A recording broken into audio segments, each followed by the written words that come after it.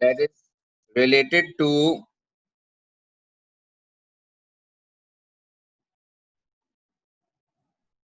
enthalpy changes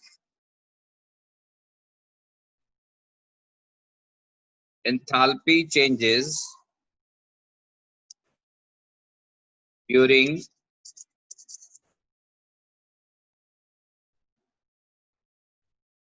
solubility of ionic lattice.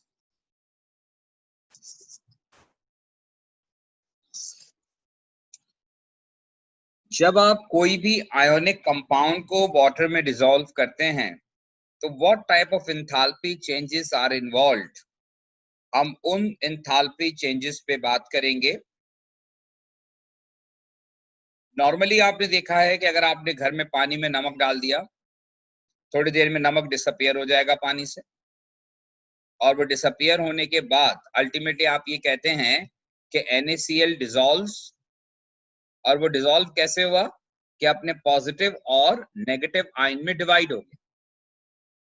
जब आप लिखते हैं कि NaCl solid when added to water then it turns to NaCl aqueous, या फिर हम NaCl aqueous की जगह कहते हैं कि actually it become Na positive aqueous plus Cl negative aqueous।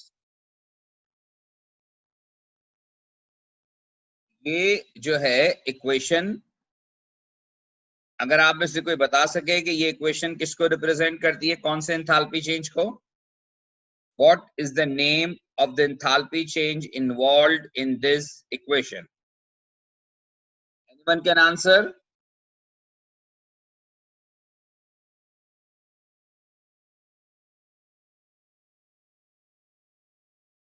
अपना माइक अनम्यूट करके आप आंसर कर सकते हैं। Lattice dissociation. This is not lattice dissociation beta. Lattice dissociation में you will get positive and negative gaseous ions. Here aqueous water is involved. Sir, Anyone else? sir, delta H of hydration. It's not delta H of hydration. In delta H of hydration, 1 mole of gaseous ion is surrounded by a water molecule. Here we don't have 1 mole of gaseous ion. Anyone else? Keep it up, Sir, keep it up. कोई बात नहीं, enthalpy try of करें। solution. Sorry? Enthalpy of solution. Yes, it will be standard enthalpy change of solution.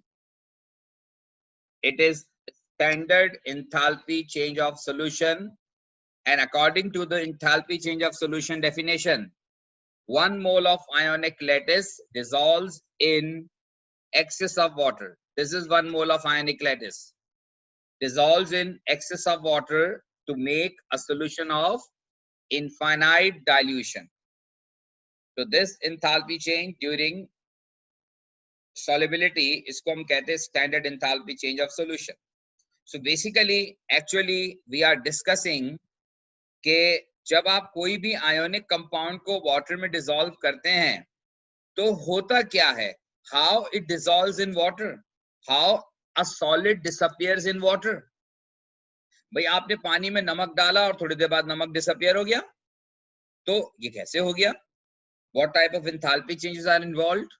How an ionic lattice, आपको पता है ionic lattice is very strong structure. Ionic lattice structure जो होता है वो एक giant ionic lattice structure होता है, a very huge structure we have. So how it breaks in water molecule, क्या होता है वाटर में ऐसा जाके कि वो ब्रेक होके अपने पॉजिटिव और नेगेटिव आयन में डिवाइड हो जाता है। तो बेसिकली यहाँ पर आप कह सकते हैं कि there are two major steps in this phenomena. Two steps are involved during enthalpy change. I mean when a compound is dissolved, so there are two steps involved, or वो जो 2 स्टेप्स हैं उसमें पहला स्टेप लॉजिकली होना चाहिए dissociation of ionic lattice, dissociation of ionic lattice. क्योंकि देखिए जब आप कंपाउंड को डिसॉल्व करते हैं तो वो अपने पॉजिटिव और नेगेटिव आयन में डिवाइड हो जाता है। दैट मीन्स जब तक उसका आयोनिक लैटिस ब्रेक नहीं होगा तब तक उसको वाटर मॉलिक्यूल सराउंड नहीं कर सकते, या वाटर मॉलिक्यूल के सराउंडिंग के दौरान उस आयोनिक लैटिस का ब्रेक होना जरूरी है। तो step number one is related to dissociation of ionic lattice. And what will happen when ionic lattice breaks? If we are taking a compound MX2 solid, suppose this compound is an ionic compound, MX2 में M+2 है और X suppose halogen है, तो halogen will be -1. अब आपने MX2 को dissociate करना है, and once this structure is dissociated, then it converts into M2 positive plus 2X negative gaseous. ये इक्वेशन रिप्रेजेंट करती है डिसोसिएशन ऑफ आयोनिक लैटिस को, और ये लैटिस एनर्जी का बिल्कुल अपोजिट है। याद होगा लैटिस एनर्जी की जब हमने डेफिनेशन लिखी थी तो हमने कहा था कि 1 mole of ionic lattice form with its constituent gaseous ions, और यहां पर क्या हो रहा है कि 1 mole of ionic lattice dissociate हो रहा है, 1 mole of ionic lattice break हो रहा है।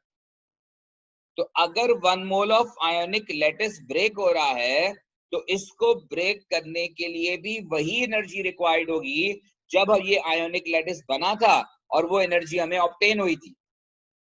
इसका मतलब ये हुआ कि जो मैग्नीट्यूड होगा एनर्जी का इट विल रिमेन सेम, लेकिन फर्क ये पड़ेगा कि आयोनिक लैटिस जब बनता है तो lattice energy is negative exothermic, but dissociation of ionic lattice जो है is endothermic.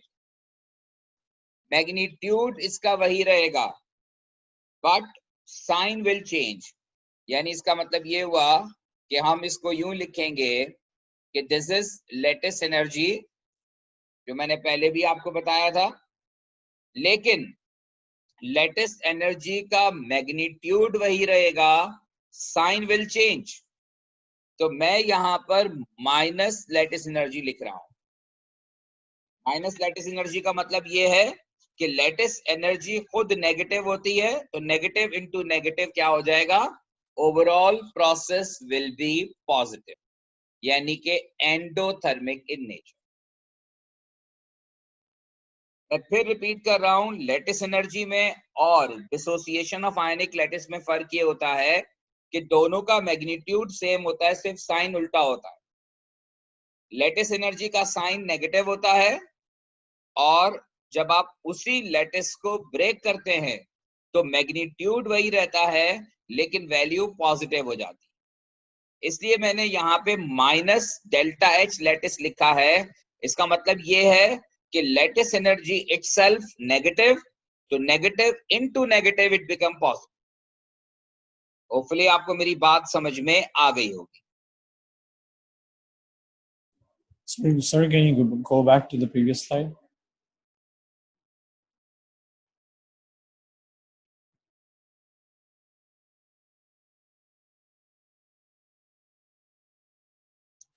Is there any question? ठीक है, तो breaking of ionic lattice and lattice energy दोनों का जो साइन है वो अलग अलग होता है, but the magnitude will remain same. Now the second step is hydration of positive and negative ion. Hydration of positive and negative ion. Once जब आपका आयोनिक लैटिस ब्रेक हो गया, तो अब वो जो गैसियस आयंस बने हैं, now these gaseous ions are surrounded by water molecule. कैसे? कि ये जो M2 positive ion gaseous है, it will combine with aqua यानी water and it turns to M2 positive aqueous. ये M2 positive aqueous में converted और ये enthalpy change जो है, this is enthalpy change of hydration of metal ion. और ये जो हाइड्रेशन का प्रोसेस है, this process is always exothermic in nature. ये मैं आपको पहले भी बात बता चुका हूं जब मैंने प्रीवियस क्लासेस में इसका टॉपिक रिवाइज किया था, उस वक्त ये आपको इक्वेशन भी और ये कॉन्सेप्ट भी पूरा समझाया था. तो hydration is always an exothermic process. So hydration of metal ion, इसका magnitude जो भी होगा, but the sign will be negative. और दूसरा जो आयन है, this is X negative ion gaseous. It will also hydrate और ये कन्वर्ट हो जाएगा into 2X negative aqueous और ये इक्वेशन रिप्रेजेंट करेगी standard enthalpy change of hydration of X negative ion को और इसको मल्टीप्लाई बाय 2 करेंगे because we have 2 mole here. So these are the 2 steps involved whenever an ionic lattice dissolves in water. जब भी ionic lattice जो है वो water में डिसॉल्व होता है तो वो ये 2 स्टेप्स उसको रिक्वायर्ड होते हैं. आयोनिक लैटिस का ब्रेक होना और पॉजिटिव और नेगेटिव आयन का बनना, ये साइमल्टेनियसली हो रहा होता है. लेकिन बहरहाल ये 2 बेसिक फिनोमेनास हैं which are involved once we get or once we have a compound dissolved in water.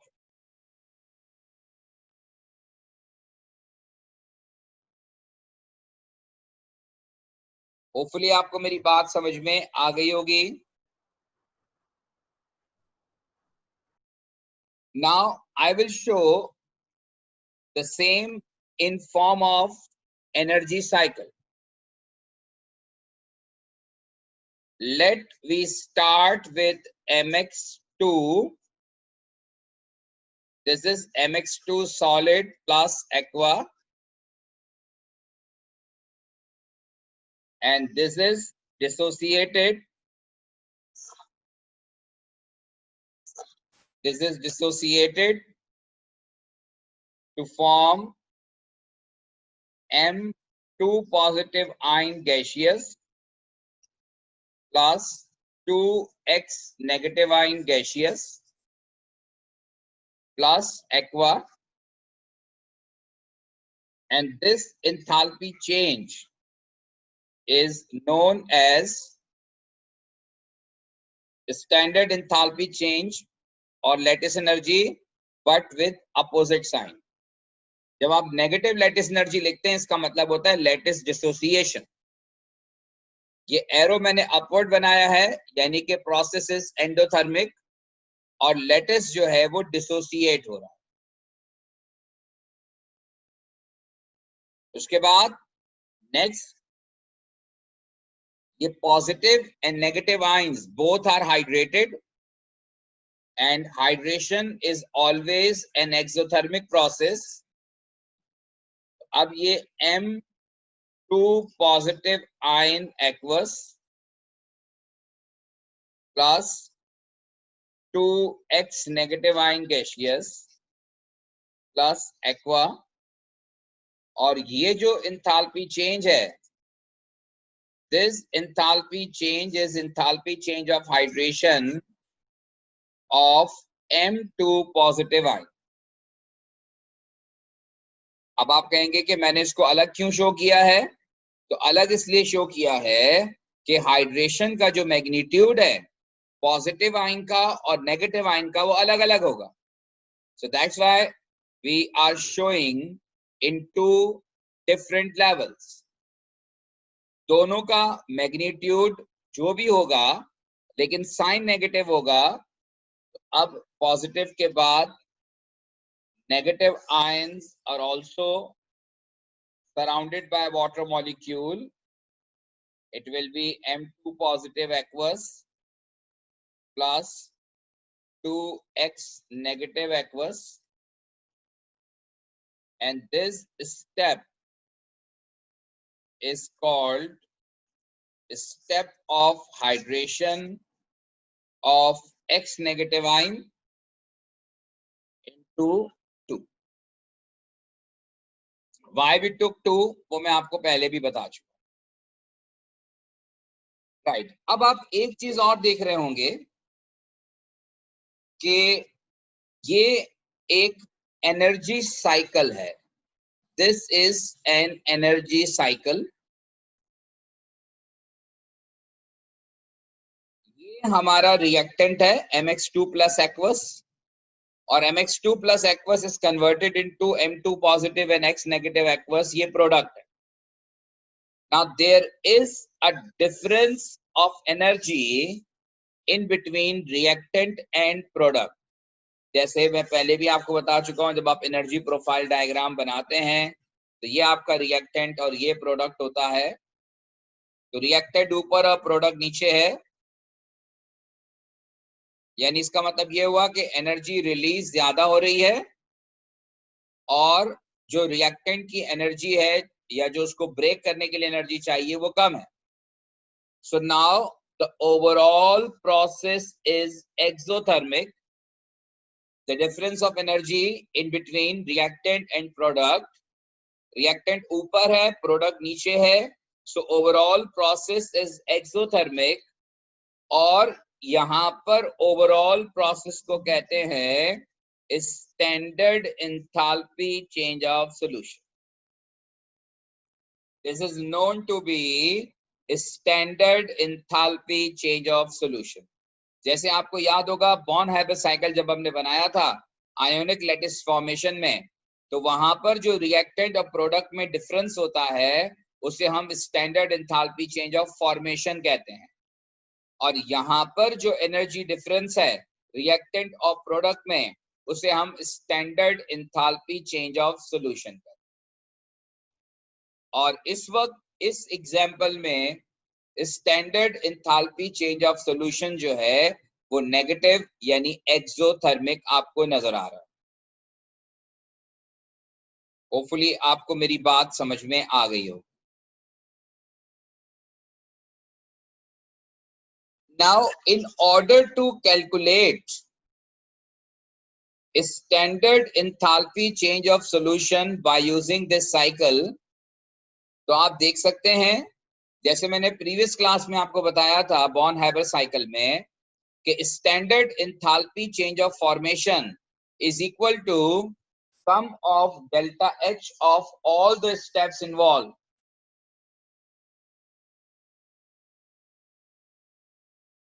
लेकिन standard enthalpy change of solution जो है इसमें कौन कौन से स्टेप्स इन्वॉल्व हैं? लैटिस एनर्जी का अपोजिट है, यानी कि माइनस लैटिस एनर्जी है, और हाइड्रेशन है. So it is equivalent to sum of all the steps involved. So it is minus delta H naught lattice plus hydration of positive ion plus hydration of negative ion.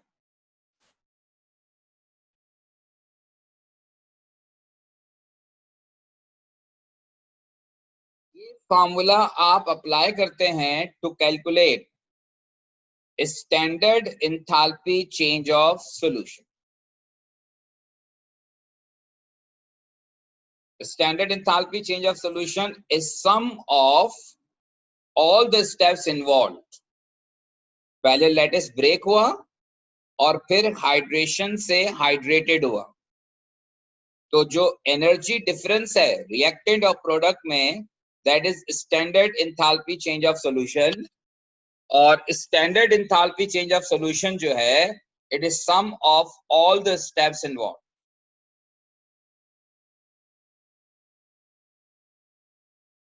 Hopefully आपको मेरी बात समझ में आ गई होगी.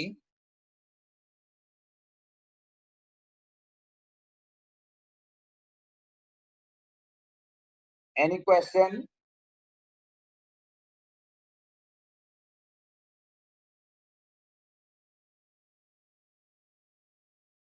अच्छा, ये असाइनमेंट नहीं है, बट आप ट्राई कीजिएगा. It's not an assignment, but it's a practice question. मुझे सबमिट करने की जरूरत नहीं है. It is just a practice question. If you have magnesium sulfate, आपको मैग्नीशियम सल्फेट का वही एनर्जी साइकिल बनाना है सॉल्युबिलिटी का. मैग्नीशियम सल्फेट के बाद जो है आप बनाएंगे AlF3 का, ठीक है. और इसके बाद जो है वो आप बनाएंगे Na2S solid, sodium sulphide solid. या बल्कि ये इसकी जगह आपको मैं बताता हूं, कैल्शियम नाइट्रेट. ठीक है. इन तीनों का आप एनर्जी साइकिल बनाइएगा सॉल्युबिलिटी ऑफ आयनिक लैटिस का. It's not an assignment, just बनाइएगा ताकि आप जो मैंने एग्जांपल अभी आपसे डिस्कस की है उसका कॉन्सेप्ट आपको और अच्छी तरह समझ में आ जाए. आप खुद से स्टेप्स करेंगे तो आपको आइडिया और क्लियर हो जाए. ठीक है जी. ये कंपाउंड कॉपी कर लें. ये सारे सॉलिड होते हैं आयनिक लैटिस, और ये जो हम एनर्जी साइकिल बना रहे हैं ये आयोनिक लैटिस के लिए ही बना रहे हैं.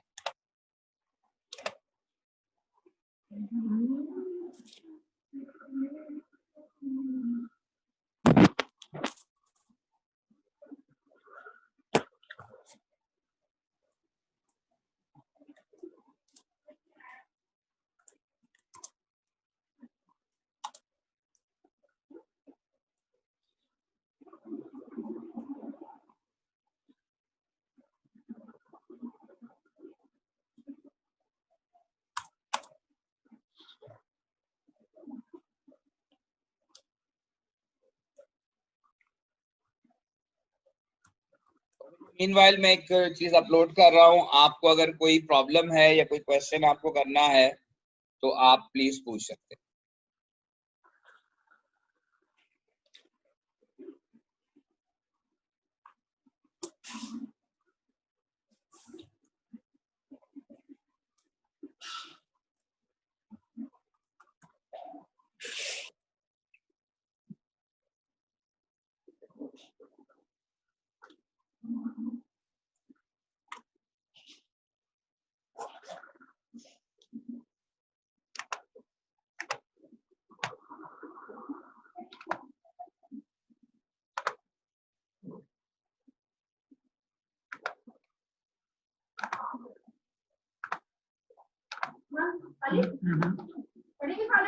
बस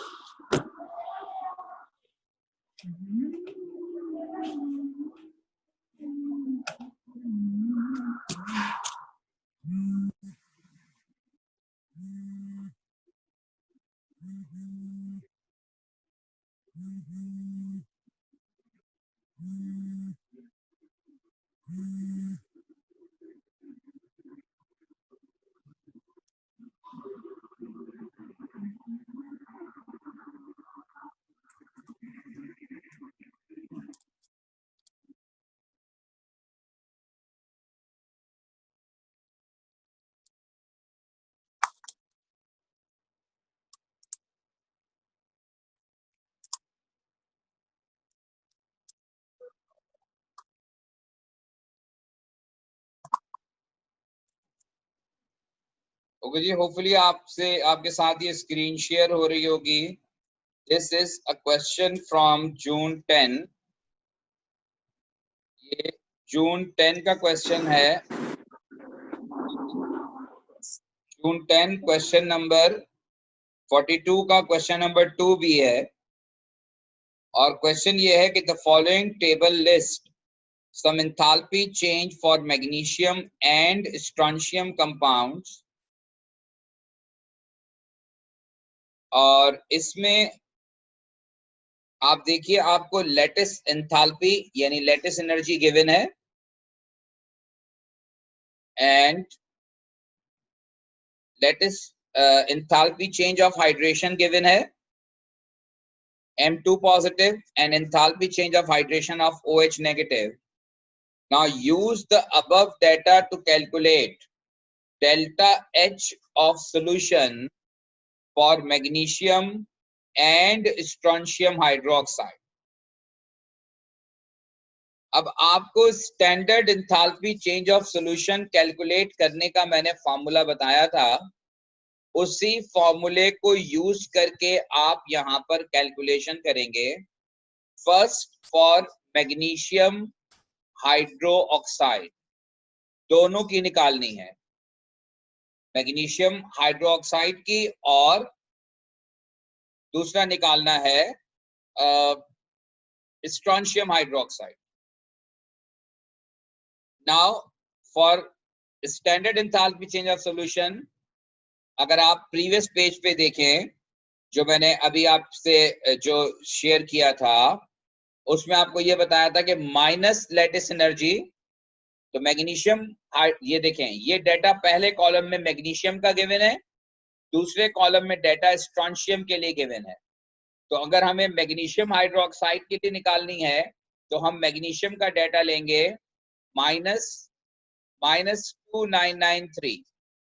मैंने पहले भी आपको कहा था कि लेटिस एनर्जी की वैल्यू जो आपको गिवन होगी पेपर में वो नेगेटिव होगी, और जब आप नेगेटिव को नेगेटिव से मल्टीप्लाई करेंगे तो पॉजिटिव हो जाएगा. पॉजिटिव होने का मतलब ये है कि अब ये लेटिस डिसोसिएशन हो गया, यानी कि endothermic process. Next, enthalpy change of hydration of M2 positive ion, और M2 अगर मैग्नीशियम है तो मैग्नीशियम के लिए वैल्यू है ये plus -1890 plus enthalpy change of hydration of OH negative ion is -550, लेकिन इसे हम मल्टीप्लाई बाय 2 करेंगे, और उसकी वजह ये है कि यहां मैग्नीशियम हाइड्रोक्साइड में OH negative 2 है. Now this calculation is used to calculate standard enthalpy change of solution of magnesium hydroxide. और अगर आप मुझे इसका आंसर बता सकें, anyone can solve quickly.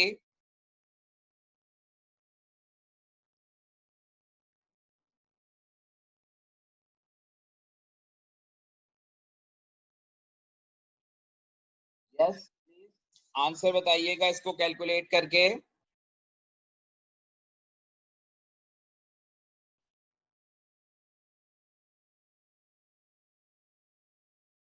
Anyone can?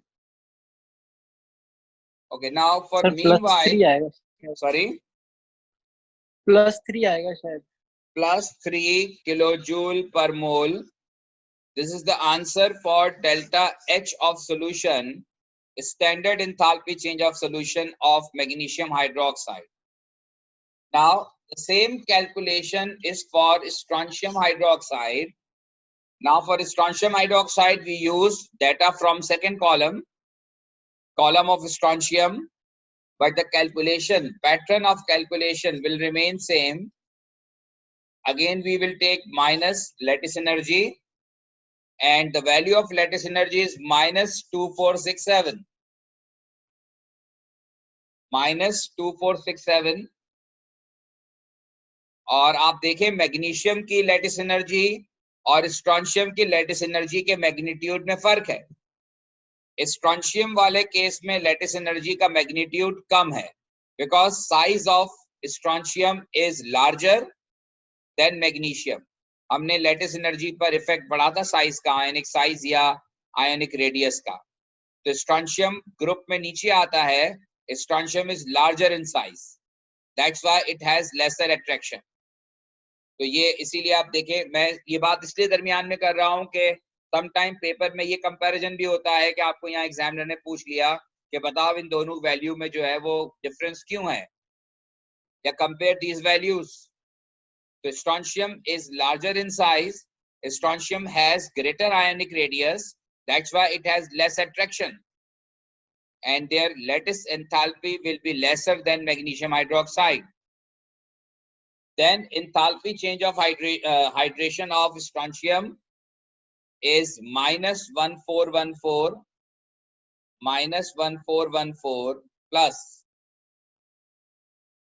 enthalpy change of hydration of OH negative ion. तो ये हो जाएगा वैसे ही 2 into minus 550. नाउ अगर किसी ने कैलकुलेट कर लिया है तो आंसर बताइएगा. -47. -47 किलो जूल पर मोल. ये हमने दोनों की के लिए कैलकुलेशन कर ली. कैलकुलेशन बड़ी सिंपल है. अगर आपको वो बेसिक कॉन्सेप्ट पता है कि standard enthalpy change of solution जो होता है वो सम होता है sum of all the steps involved, तो वो फार्मूला अप्लाई करके आपने दोनों के लिए अलग अलग वैल्यू कैलकुलेट कर. अब देखिए आगे वो जो सवाल कर रहा है आपसे कि use your results to suggest whether strontium hydroxide is more or less soluble in water than magnesium hydroxide. State any assumption you make. आपको ये बताना है कि ये दो standard enthalpy change of solution हमने कैलकुलेट किए हैं on the basis of their values, on the basis of standard enthalpy change of solution values. आपको ये बताना है कि इन दोनों में से आपको क्या लगता है कि कौन ज्यादा सॉल्युबल इन वाटर होगा और क्यों. क्या आप में से कोई स्टूडेंट ट्राई कर सकता है इसको? Sir magnesium. आपने क्यों कहा मैग्नीशियम? सर क्योंकि पॉजिटिव में है. अच्छा, अब मुझे ये बताओ कि आपकी जब तक की नॉलेज है वो क्या कहती है कि रिएक्शन एक्सोथर्मिक फेवरेबल होता है या एंडोथर्मिक फेवरेबल होता है? सर शायद एक्सोथर्मिक. एक्सोथर्मिक फेवरेबल होता है. Very good. अब अगर एक्सोथर्मिक फेवरेबल होता है तो बेटा standard enthalpy change of solution तो स्ट्रॉन्शियम के केस में नेगेटिव है ना सर. वो सही है, मैं भूल गया था कि नेगेटिव एक्सोथर्मिक होता है. बात समझ में आ गई? तो इसका मतलब है कि हम यहाँ पर ये कह सकते हैं कि strontium hydroxide would be more soluble, it would be more soluble than magnesium hydroxide. Strontium hydroxide would be more soluble than magnesium hydroxide, और इसकी solubility ज्यादा होने का रीजन आप ये बताएंगे कि because standard enthalpy change of solution of strontium hydroxide is negative, is exothermic as compared to magnesium hydroxide where the change is endothermic in nature. In strontium hydroxide, change is exothermic. Standard enthalpy change of solution is exothermic, while in magnesium hydroxide, standard enthalpy change of solution is endothermic. Positive. Positive का मतलब यह है कि आपको इस reaction को process करने के लिए यू नीड एनर्जी. जबकि नेगेटिव का मतलब ये होता है कि आपको एनर्जी मिलेगी। तो इसका मतलब बड़ा क्लियर समझ में आ रहा है कि स्ट्रोंशियम हाइड्रोक्साइड की जो सॉल्युबिलिटी है it should be greater than magnesium hydroxide, और स्ट्रोंशियम हाइड्रोक्साइड की सॉल्युबिलिटी ज्यादा होने का रीजन जो है उसका negative enthalpy change of solution. Hopefully आपको मेरी ये बात समझ में आ गई होगी, और अगर लगता है आपको स्टिल के कोई क्वेश्चन है, इसमें कोई बात आपको नहीं समझ में आई, तो आप मुझसे पूछ सकते हैं।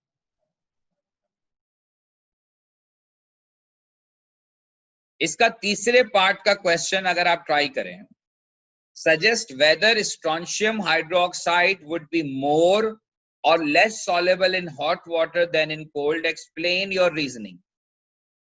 अब आपको क्या लगता है कि स्ट्रोंशियम हाइड्रोक्साइड के केस में,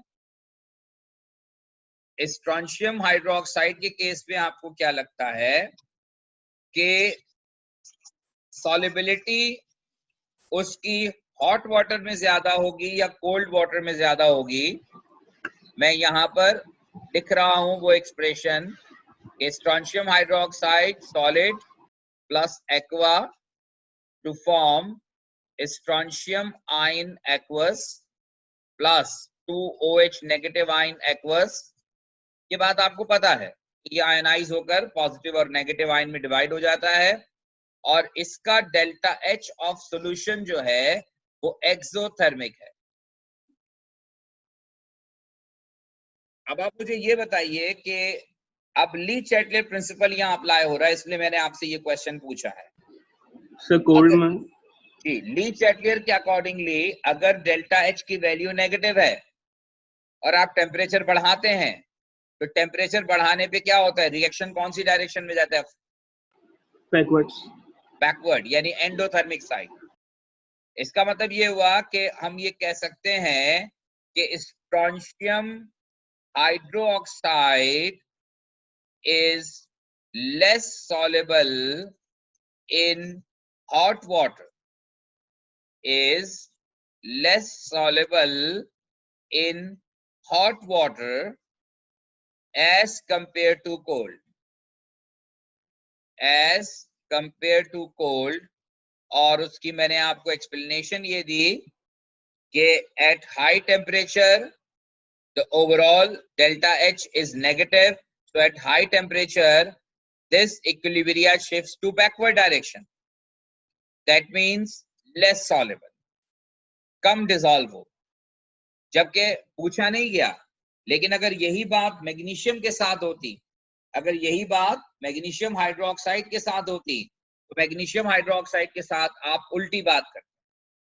वजह यह है कि मैग्नीशियम हाइड्रोक्साइड के केस में डेल्टा H की जो वैल्यू है दैट इज पॉजिटिव, और जब डेल्टा H पॉजिटिव होता है तो टेम्परेचर बढ़ाने पर रिएक्शन एंडोथर्मिक साइड पे जाता है, यानी फॉरवर्ड जाएगा।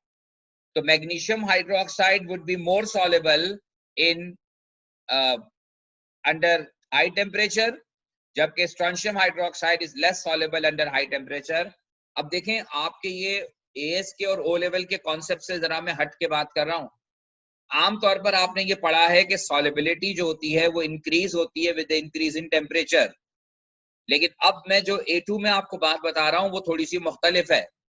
सॉल्युबिलिटी ऑफ सॉलिड जो है वो इंक्रीज या डिक्रीज होती है, वो डिपेंड करता है कि उसका डेल्टा H ऑफ सॉल्यूशन जो है वो पॉजिटिव है या नेगेटिव है।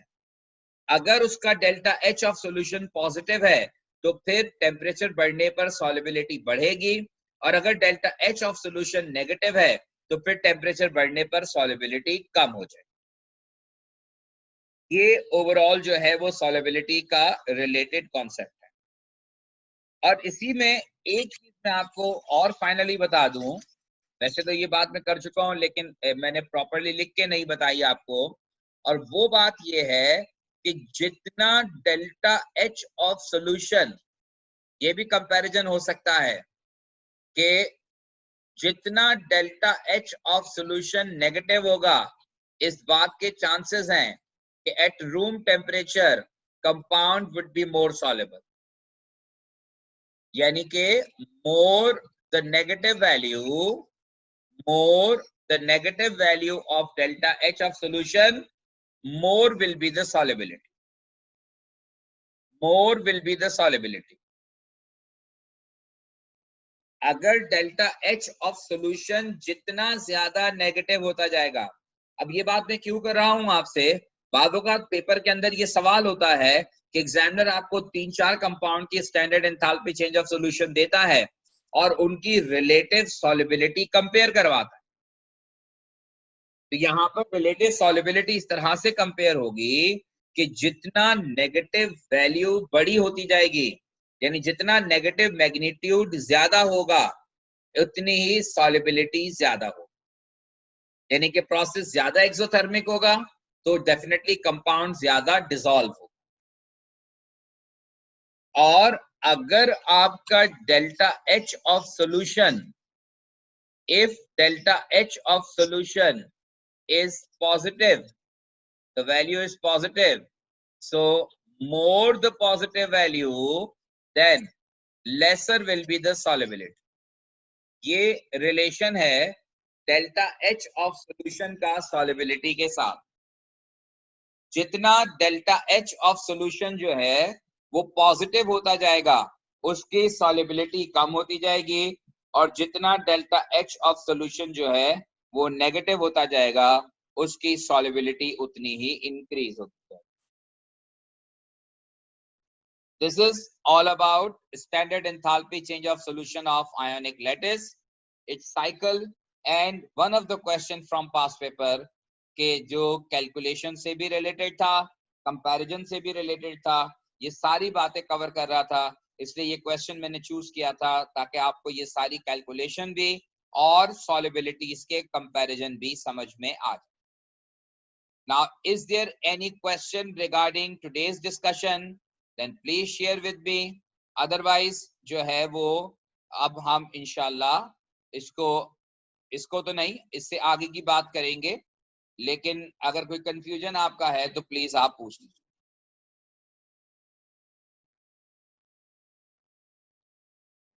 राइट बेटा, तो देखिए मैं आपसे फिर कह रहा हूँ कि अटेंडेंस को जो जरा उस पर फोकस करें। अगर आपके पास कोई इशू है लाइट का और इंटरनेट कनेक्टिविटी का, तो कोई प्रॉपर डिवाइस ले लें फिलहाल इन हालात पे रहते हुए, डैश का या जोंग का इंटरनेट डिवाइस ले लें ताकि वो पहले से चार्ज हो और लाइट जाने पर आपका केबल ऑफ ना हो। और इसके अलावा जो है दूसरी इंपॉर्टेंट बात ये है कि ये जो आपका टैब, लैपटॉप, मोबाइल, जिस पर भी आप जो है वो क्लास ले रहे हैं, उसको भी चार्ज रखें। आपको टाइमिंग का अंदाजा है, पहले से उसको चार्ज होना चाहिए ताकि क्लास के दौरान आपको परेशानी ना हो। ठीक है जी, होपफुली कोई आपको प्रॉब्लम होगा तो आप ग्रुप पे या मुझसे डायरेक्टली जो है वो शेयर कर लीजिएगा।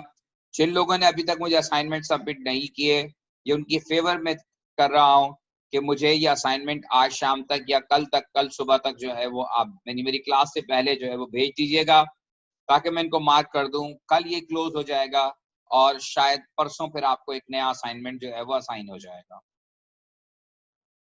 ठीक है जी, एनी क्वेश्चन? राइट जी, तो अब नेक्स्ट क्लास में इंशाल्लाह